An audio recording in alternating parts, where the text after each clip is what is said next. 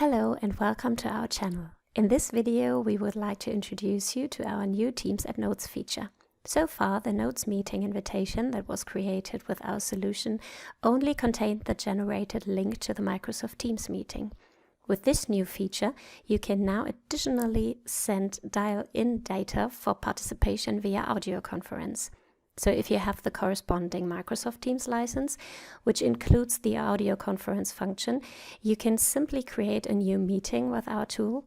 Don't forget the check mark for creating the Teams meeting. And after you have clicked on Save and Send Invitations, you can see that the audio conference dial-in data is automatically added to the invitation. Do you use the audio conference function in Teams and don't want to miss out on our new feature? Then give us a call and get the latest version of Teams at Notes. We will keep you up to date on the new features of our solution on this channel. And if you want to find out more about the integration options of HCL Notes Domino and MS Office 365, visit us on our website www.itwu.de/ndo365.